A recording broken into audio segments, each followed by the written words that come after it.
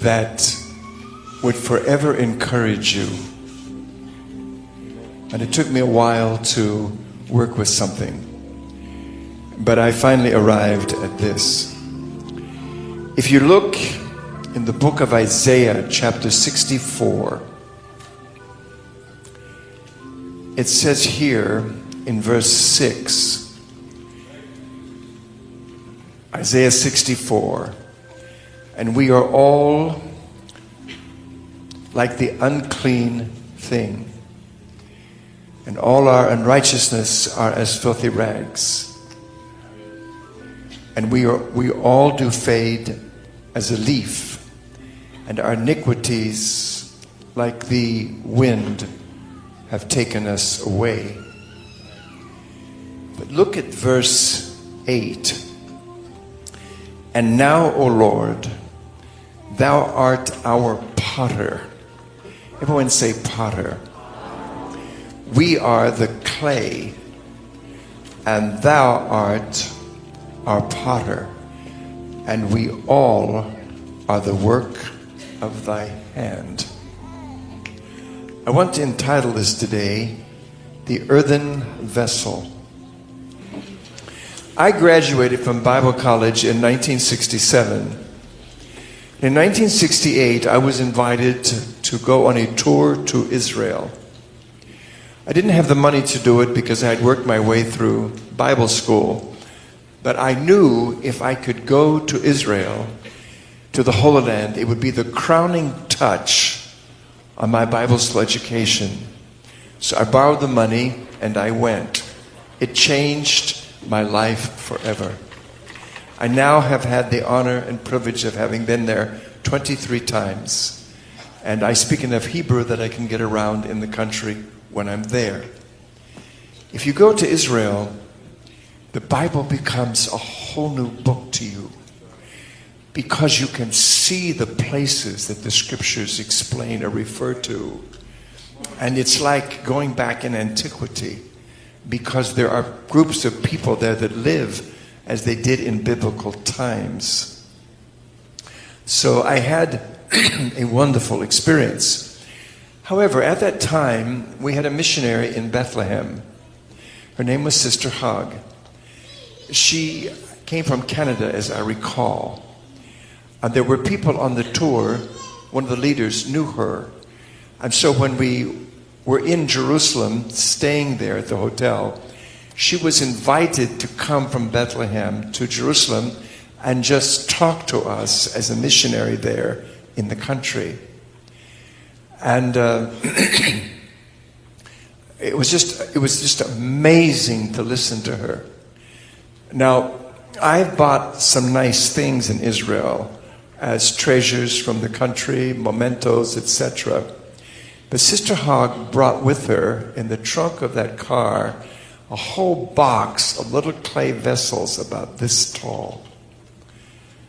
That vessel cost me 14 cents at that time. It is the greatest treasure I have among all the things I've collected from Israel. And it's in a curio cabinet behind glass so it can never get broken. Here's why. She told that when she first came to Bethlehem, of course the country, it's a desert climate, it can be very hot and dry, but she was working with another woman who was from the land. And this other woman, this friend of hers, told her, said, look, here's some money. I want you to go to the marketplace and I want you to buy a large vessel, clay vessel, so we can put water in it. And so Sister Hogg went to the market and she looked and searched and shopped until she found the most beautiful large jar she could find, beautifully painted. And she brought it back to their residence where they were staying. And she filled it with water and she set it on a window ledge and walked away. Well, her friend came in after a while, and Sister Hogg went back to get some water to drink out of the vessel, and there was water all over the windowsill. And Sister Hogg went to her friend. She said, this thing, I wasted our money. She said, it is not working. Oh. But the vessel she was now complaining about was not the first vessel she purchased. The first vessel she purchased was magnificently hand-painted. And when her friend came in, she said, "You've wasted our money. That vessel will not work." Sister Hogg said, "It's the most beautiful vessel I could find." The woman said, "Take it back and find the ugliest, roughest, old, large clay jar you can find." So Sister Hogg had done this, and she put this ugly vessel here on this windowsill. And now she's coming to take a drink, and as I said, there was water on the sill. Sister Hogg went to her friend. She said, "I've wasted our money again." She said, "This vessel has some kind of a crack in it. There's water all over the place." And her friend said, "No, it's supposed to do that." She said, "Look at the outside of that clay. There's condensation on it." She said, "That condensation process cools the water inside." She said, "Dip your cup in." She did, and the water was cool. You have been changed. Anointings have come upon you in these services. There's been revelation come to you. And now God is reaching for your clay vessel in a different way. That second vessel that she purchased was ugly, but you have to have it to sustain life. I can tell you authoritatively from having traveled the world and much of this country, there are some magnificent churches built, not particularly of our following, magnificently painted, adorned, but there is nothing cool to drink from the place. You can't feel anything. There's nothing there. It's magnificently adorned. But I've been in street meetings, I've been in basements that were basically ugly to the population as a whole. But in that place, Jesus walked in, the water of life, and I was able to drink from that experience.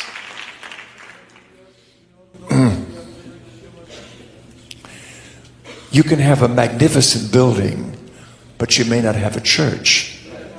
Because the church is not a building. The church is people. You can have a church on the riverbank with 4 or 5 people. Jesus said, "Where 2 or 3 are gathered together in my name, there I am in their midst." We don't need a building. And I prophesy to you here today, with the type of thing that's going on among us in UPC in this hour in time, revival is coming that no building you'll ever build will be big enough to house it. You're not going to be able to house this in the end. They could not house it in the beginning, and we're not going to be able to house it in the end. We're at a point now where this thing is beginning to go to the streets. It's beginning to go to the streets, and it's going to have to go that direction.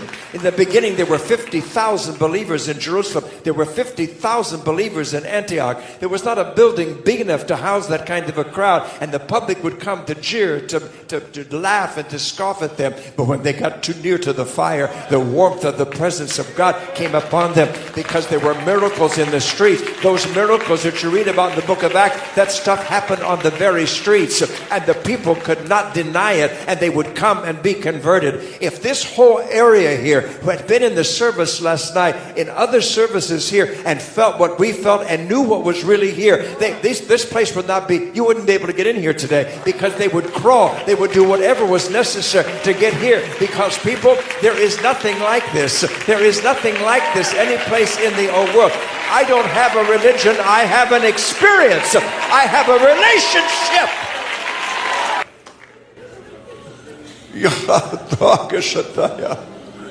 But every time you take something out of that vessel, it has to be replaced. You and I are clay vessels. I wonder how many people can come to us and dip into our lives and feel refreshed with the coolness and the refreshing of the water of life that resides inside of us. I wonder how many people can come and leave us and feel refreshed, and the thirst in their soul for the water of life, the greatness of God, is satisfied. Clay is interesting because clay is never destroyed. It isn't. You can dig down in the earth and you will find layers of clay. You can pull it out, you can mix it with soil, but it retains its properties. Clay is never destroyed. It always remains clay. Isaiah said, we are the clay. You are the potter. We are the work of your hands. When I went on this tour in 1968, at that time you could go to Hebron, and they say Hebron in Israel. You could go to Hebron. There was a potter's house in that town, and we wanted to go there. So we went to this potter's house. It changed my whole life, because when you walked in there were shelves all around the walls of the whole shop, and there were clay vessels, all sizes and kinds, on those shelves. In fact, there were some vessels, clay vessels, that were quite tall. Others were quite wide. Some were short. Some were nicely shaped. Others were just plainly shaped. And it just went on and on. And I looked at everything. But all of those vessels, no matter what they look like, height, tallness, width, difference in shape, they all came from the same lump of clay. But they were touched by the hand of the potter that shaped them into what they had become now, resting or standing on those shelves.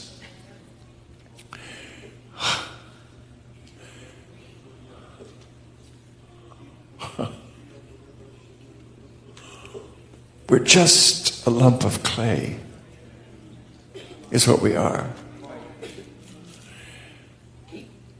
It was interesting because we asked the potter to make something for us. It's very interesting. He has a little, I can't explain it, but there was a wheel, a little shelf or a little table, and there was a spindle that went down, and it's called the potter's wheel. And he stood there and he pushed that pedal and this wheel would spin. And he put a lump of clay, moist of course, on that little top ledge or table. And he began to push that pedal. When he did, the wheel began to spin, and I watched. That master potter would take his hands and put it on that clay. It was like watching a miracle, because out of that nothingness would just all of a sudden be shaped this vessel, and he would put his hands inside and it would just open up, and it was like watching a miracle, because out of nothing, this particular lump of clay now became something.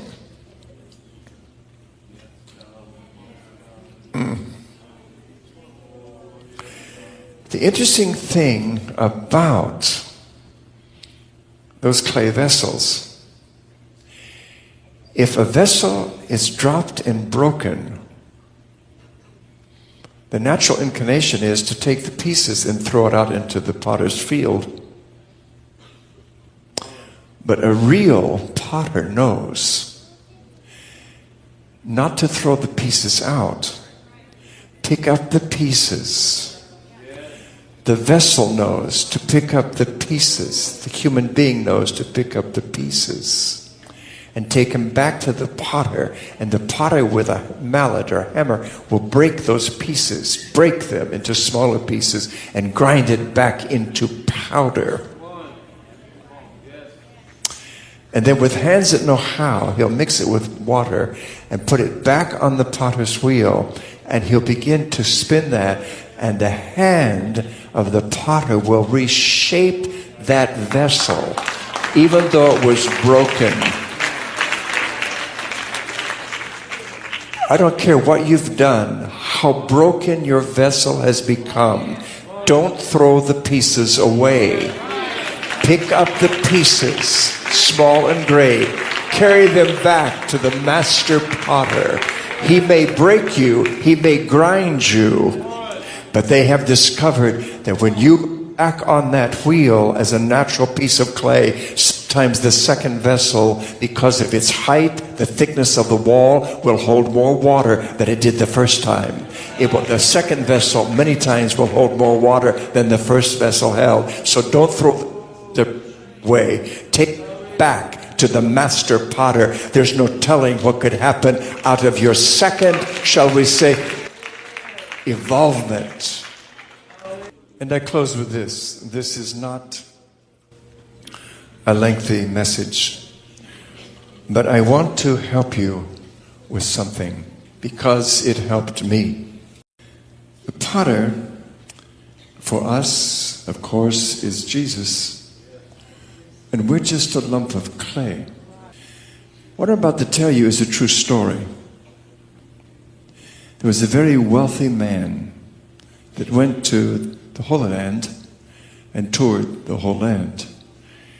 He thought to himself, I want to buy something, an artifact, something to take back with me that will be a constant reminder and a great memento from this visit. He looked at silk, he looked at rugs, he looked at tapestries, he looked at, glassware. He looked at many things, but nothing really just touched what he wanted in his emotions.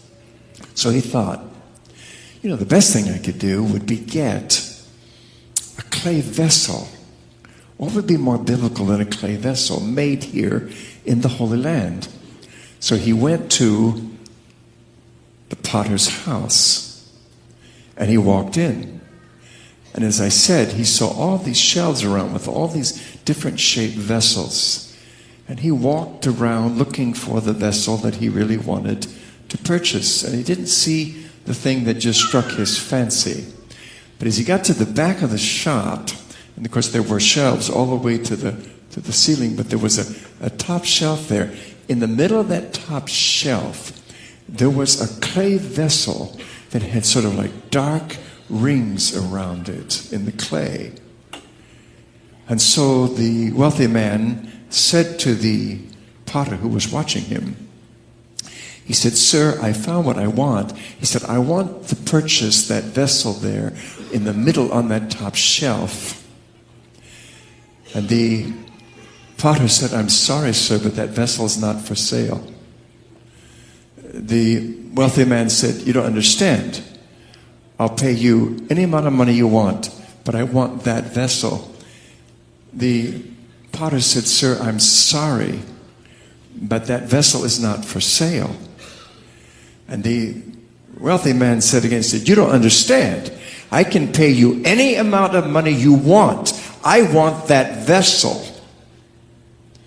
And the potter said, "Sir, I am sorry, but that vessel is not for sale."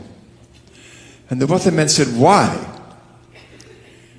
And the potter said, "There's a story behind that vessel." He said, "That vessel was made from a lump of clay that I absolutely could do nothing with. No matter what I tried, I could not shape that clay into a vessel."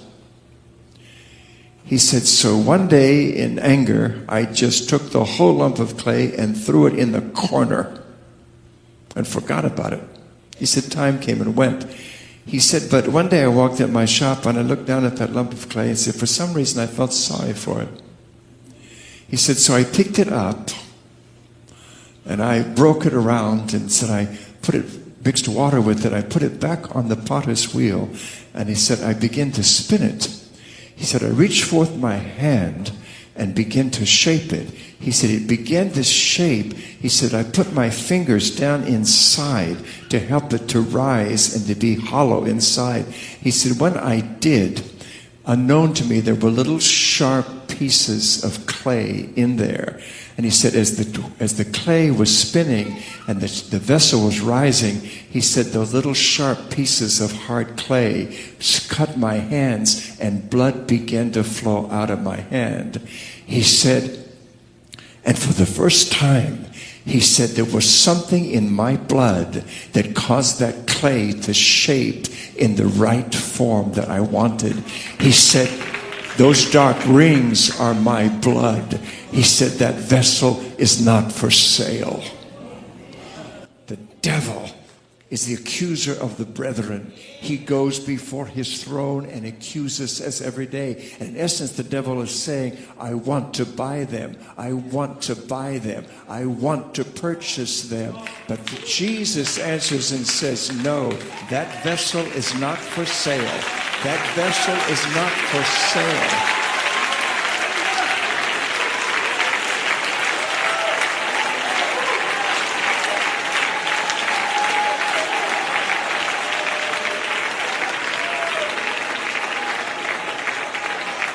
And I believe that Jesus says the reason that vessel is not for sale is because I could do nothing with them. They were thrown out. He said, but I felt sorry for them. And he said, my blood could do for them what nothing else could do for them. My blood is in that vessel. My blood is in that vessel. It's not for sale. Clap your hands. Stand to your feet. Worship this master potter here today. I know that there are people here today. I know there are people here today that your life has become broken by life, by this or that. But I'm asking you, if you feel like it, I've gone to the master potter at times and said, Jesus, make me all over again. Just make me all over again. Let me have the touch of the master's hand. The hands that know how. The hands that know how to touch this clay. Oh God, make me over again. If I'm talking to anybody like that today, with the atmosphere that is here, with the reality of Jesus, with angels present, if you feel like I feel sometimes, you ought to be running to this altar today and say, Lord Jesus, make me over again. Just make me over again. That's it. Just let your voice out. Make us over again, O Master of the universe.